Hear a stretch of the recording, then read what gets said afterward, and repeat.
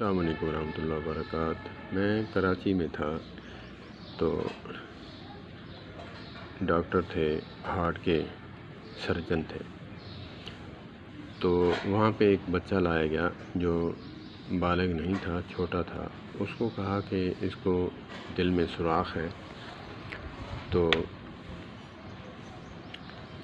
کہا کہ اس کا آپریشن اب نہیں ہوگا، یہ بالغ ہو جائے یا اس کی عمر کافی ہو جائے تو تب اس کا ہوگا۔ ابھی اس کو علاج اس کا یہ ہے کہ اس کو خوش رکھیں، جتنا ہو جائے خوش رکھیں۔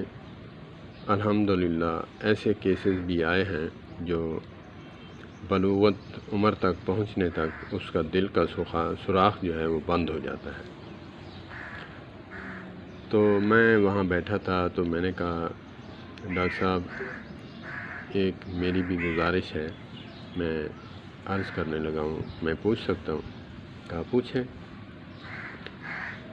اور میں نے کہا کہ میں بھی آپ کے اس جملے کو ہر جگہ بتاتا رہوں گا تاکہ آپ کے لیے صدقہ جاریہ ہو، اور ایک جملہ میں شامل کرنے لگا ہوں، آپ اس کو بتا دیا کریں، اللہ پاک میرے لیے بھی ذریعہ نجات بنا دے۔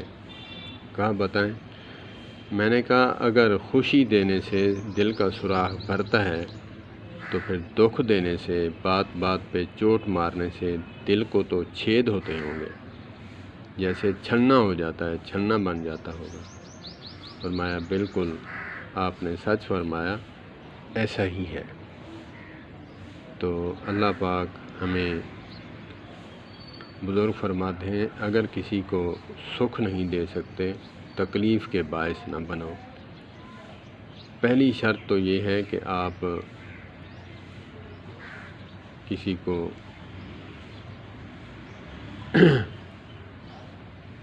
سکھ پہنچائیں، راحت پہنچائیں۔ اگر یہ بھی نہیں کر سکتے تو دکھ پہنچانے میں پہل نہ کریں۔ اللہ پاک ہمیں جو ہے ایسا درد رکھنے والا بنا دے۔ مولانا محمد طارق جمیل حفظہ اللہ تعالی فرماتے ہیں کہ بات بات پہ چوٹ مارتا ہے، کہتا ہے کہ ہم تو جی منہ پہ بول دیتے ہیں، ابے تو نے کون سا پہاڑ سر پہ اٹھا لیا؟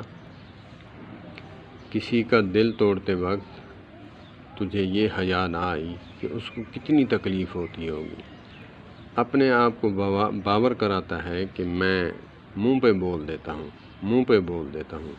وہ فرماتے ہیں بہت ہی قیمتی جملہ، وہ فرماتے ہیں کہ کعبۃ اللہ کو ڈھا دینا کتنا کبیرہ تر گناہ ہے، مسلمان ہی نہیں رہتا بندہ، تو اس سے کہیں زیادہ کسی انسان مسلمان کا دل توڑنا ہے۔